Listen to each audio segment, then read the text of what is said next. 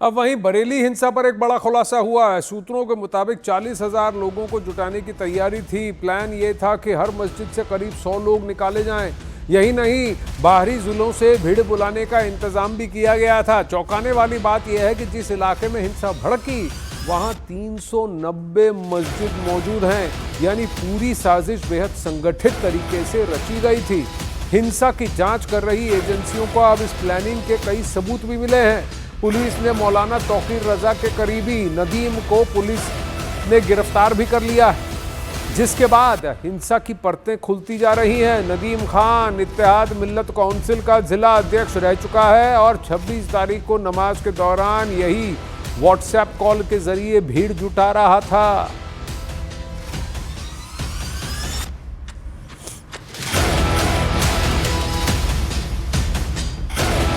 जिस इलाके में बवाल हुआ उस इलाके में 390 मस्जिद थी, तो एक छोटे से एरिया के दायरे के अंदर कैसे इतनी सारी मस्जिद आ रही है और क्या ये एक टूल किट है, सोची समझी साजिश है और क्या अन्य शहरों में भी ऐसा हो रहा है, ये अब पड़ताल का विषय है। अब इससे पहले बरेली में प्रशासन भी हरकत में आ चुका है और उन लोगों पर शिकंजा कसना शुरू कर दिया है जो मौलाना की मदद कर रहे थे। बरेली विकास प्राधिकरण ने 3 प्रॉपर्टी फ्लोरा गार्डन, फहम गार्डन और होटल स्काईलार्क सिटी को सील कर दिया है। इसके अलावा जिस होटल में तौकीर रजा को शरण मिली थी उसे भी बंद कर दिया गया है। प्रशासन का यह एक्शन साफ संदेश देता है कि कानून हाथ में लेने वालों पर अब सख्ती जारी रहेगी।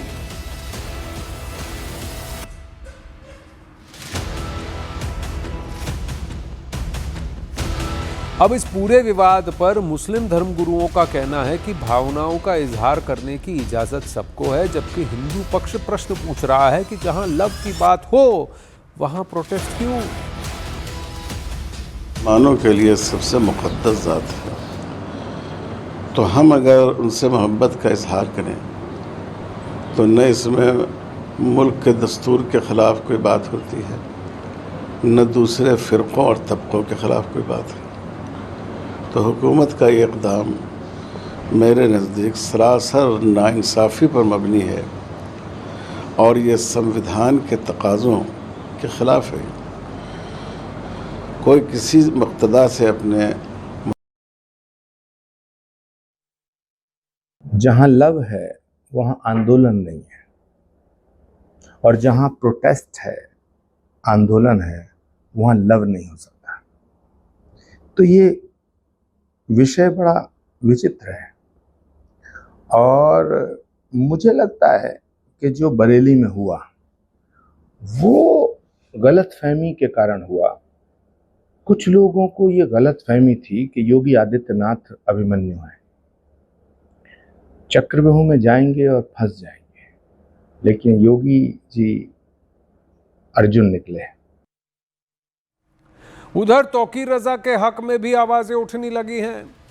मुस्लिमों के सबसे बड़े संगठन जमाते इस्लामी हिंद के राष्ट्रीय अध्यक्ष सैयद सुआदतुल्ला हुसैनी ने मांग की है कि मौलाना तौकीर रजा को तुरंत फौरन रिहा किया जाना चाहिए।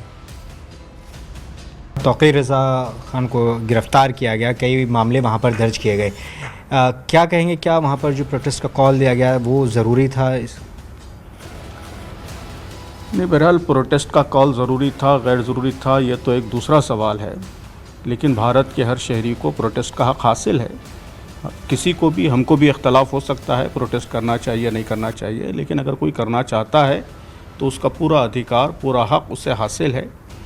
और इस तरह के एहतजाज, जुलूस ये भारत में कोई नए नहीं है। रोज़ाना इस तरह के जुलूस होते हैं, हर डेमोक्रेटिक सोसाइटी में होते हैं और उसको किस तरीके से डील करना है ये भी हमारी पुलिस, हमारी सरकारें सब अच्छी तरह जानती हैं। दसियों मिसालें मौजूद हैं कि प्रोटेस्ट हुए और उसको कैसे पुलिस ने डील किया। अगर उसमें कुछ गलत काम होता है तो यकीनन उसको ऐसे गलत कामों की निंदा की जानी चाहिए।